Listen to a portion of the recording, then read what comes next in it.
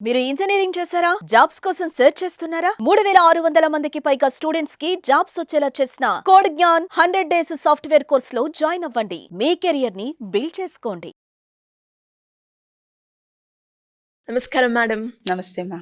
Madam, ఇప్పుడున్న present సిచ్యువేషన్లో మనం చూస్తే చాలామంది తల్లిదండ్రుల ఆలోచన ఎలా ఉంది అంటే, నేను ఏదైతే కోల్పోయానో నా చిన్నప్పుడు, నా చైల్డ్హుడ్లో, అది నా పిల్లలకి ఇప్పుడు నేను చూడలేను. వాళ్ళు అడిగిందల్లా ప్రతి ఒక్కటి కూడా ఇవ్వడము, నేను ఏదైతే మిస్ అయ్యానో వాడిప్పుడు మిస్ అవ్వద్దు అని ప్రతి ఒక్కటి అడిగిందల్లా, బైకే కావచ్చు, ఫోనే కావచ్చు, ఏదంటే అది కొనివ్వడం మనం చూస్తూ ఉన్నాం. అంటే పిల్లలు ఏదడిగినా తల్లిదండ్రులు కంఫర్ట్, లగ్జరీ ఇవ్వడము వాళ్ళ కెరియర్ మీద కావచ్చు, వాళ్ళ ఫ్యూచర్ మీద దీని ఇంపాక్ట్ ఎలా ఉంటుంది మేడం? మనం మిస్ అయింది, మన పిల్లలు మిస్ అవ్వకూడదు. మనం సంపాదిస్తున్నాం కదా, వాడిని బాధ పెట్టడం ఎందుకు? వాడికి ఇచ్చేస్తే పోలే, పాప అడుగుతున్నాడు, మనం ఏది చేసిన వాళ్ళకే కదా, వాళ్ళ కోసమే కదా అనుకుంటాం. నిజంగానే రియల్ స్టోరీ. ఒకసారి ఇలాగే ఇంటికి ఒక అమ్మాయి, అర్బన్ క్లాప్ నుంచి ఒక అమ్మాయిని ఫేషియల్కి పిలిచాం. ఓకే. అసలు అమ్మాయిని చూస్తే I was very wondered.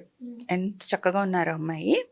She was very neat, చూడ్డానికి అపీరియన్స్కి కానీ ఆ మాట కానీ చాలా కూల్ అండ్ కామ్గా ఉన్నారు. అయితే నాతో పాటు ఇంకొక కజిన్ కూడా ఉన్నారు ఆ రోజు. యాక్చువల్లీ కజిన్ కోసమే పిలిచాము. సో తను అంటుంటే ఓకే ఓకే అని ఇద్దరం. సో ఫోన్ మోగుతూనే ఉంది అమ్మాయిది.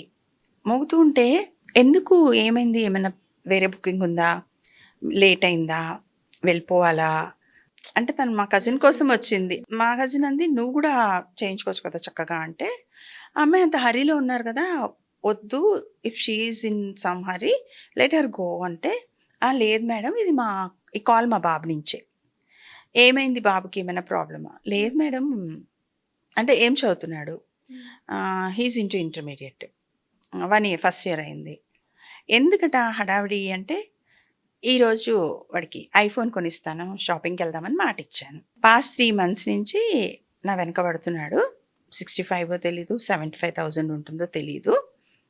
ఇప్పుడు నేను ఎవ్రీ మంత్ ఈఎంఐ సెట్ చేసుకోవాలి. వాడు బాగా అడుగుతున్నాడు మేడం. అంటే నేను generally as a psychologist I go to schools and colleges, I say చిల్డ్రన్కి అవేర్నెస్ ఎలా ఇస్తానంటే, మొబైల్ యూసేజ్ ఇప్పుడు అవసరమా లేదా, ఇవన్నీ చెప్తూ ఉంటా కదా. వెంటనే నాకు అనిపించింది, అడాల్సెంట్ పిల్లోడు, ఒక్కసారి మాట్లాడాలి అని తనని అడిగాను. మీ వాడు వస్తాడేమో, అడుగుతావా అంటే, కాల్ చేసి తను చెప్తే, మేడం తప్పకుండా వస్తాను, ఇప్పుడే వస్తాను మేడం, ఒక 15 minutesలో మీ ఇంట్లో ఉంటాను అన్నాడు. అంటే వాళ్ళ దగ్గరలోనే అట్ట వాళ్ళ ఇల్లు అన్నాడు. కానీ పిల్లోడు రాలేదు. ఈ అమ్మాయి ఇంకా హరీగా అట్లనే ప్యాక్ చేసుకుని వెళ్ళారు. సరే వెళ్ళిన తర్వాత ఇంకా 1 month తర్వాత షీ కాల్ మీ.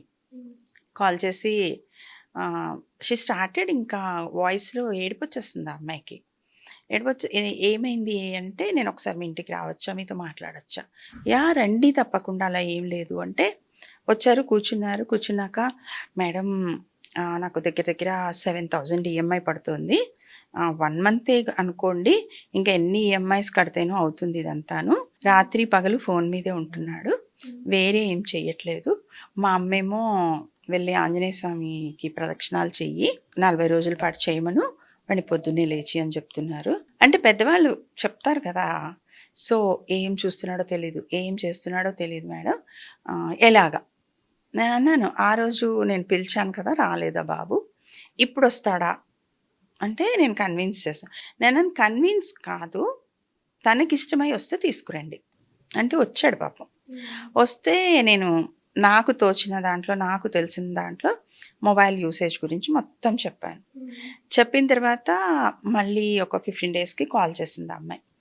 ఏంటి అంటే, మేడం నైట్ టైము మా హస్బెండ్ది ట్రాన్స్పోర్ట్ బిజినెస్ ఉంది, కాసేపు వెళ్తున్నాడు, చూసుకుంటున్నాడు, కానీ పూర్తిగా మానేయలేదు. ఓకే. అంటే పూర్తిగా మానడం కష్టమే, లిమిట్ చేసుకుంటే పర్వాలేదు. తర్వాత రెండోది ఏంటి అంటే, వాళ్ళకి మీరు మీ ఇన్కమ్ చెప్పండి, మీరు ఎంత కష్టపడుతున్నారో చెప్పండి.